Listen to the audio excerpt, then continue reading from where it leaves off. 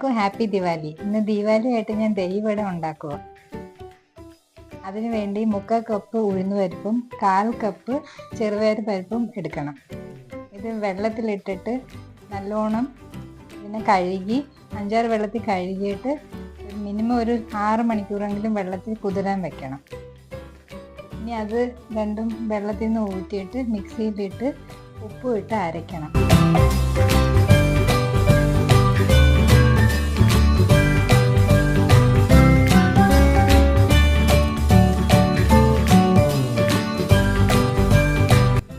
ഇത് അരയ്ക്കുമ്പോൾ വെള്ളം വളരെ കുറച്ച് വേണമെങ്കിൽ മാത്രമേ ഇട്ട് കൊടുക്കാവൂ, അല്ലെങ്കിൽ ഉഴുന്നുവടയുടെ ഷേപ്പിൽ ഇത് കിട്ടാൻ പാടാം.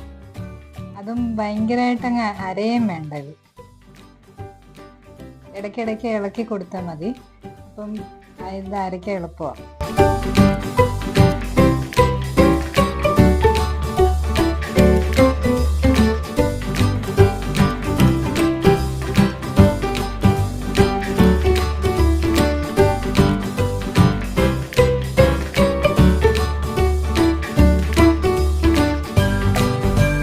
ഇതിപ്പോൾ അരഞ്ഞിട്ടുണ്ട്, ചെറിയ തരിതരിപ്പുണ്ട്.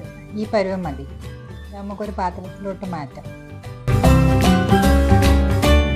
ഇതിനെ നല്ലോണം അടിക്കണം കവി വെച്ച് അടിച്ചാൽ ശരിയാവത്തില്ല. ഇതിന് കുറേ നേരിട്ട് അടിച്ച് ഇതിൻ്റെ പരുവെന്ന് വെച്ച് കഴിഞ്ഞാൽ നമ്മളൊരു പാത്രം വെള്ളം എടുത്ത് അതിനകത്ത് ഇടുമ്പോൾ അത് മുകളിൽ ഫ്ലോട്ട് ചെയ്യണം. അപ്പോൾ അത് കറക്റ്റായി. ഇതാ അതിൻ്റെ പരുവം.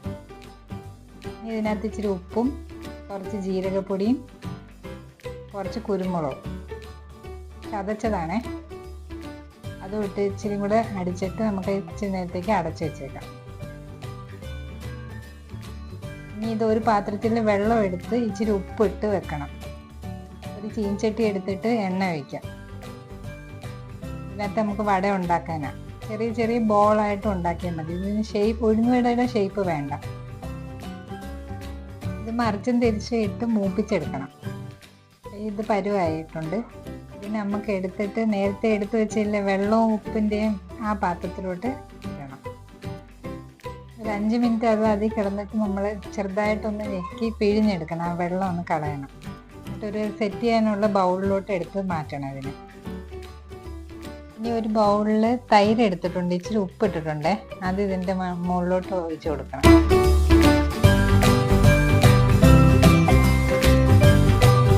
തൈര് അടിച്ചു വെച്ചേക്കുന്ന ഉപ്പിട്ട്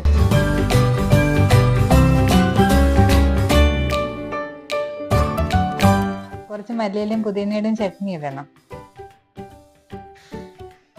ഇനി കുറച്ച് പുളിയും ശർക്കരയുടെയും ചട്നിയാണ്, ഇംലി ചട്നി എന്നാ പറയുന്നത്, അത് ഇടണം.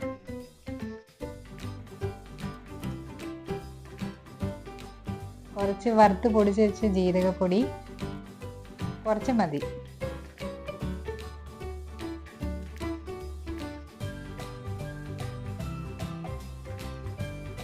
കുറച്ച് മുളക് പൊടി. ദഹിവട റെഡി ആയിട്ടുണ്ട്.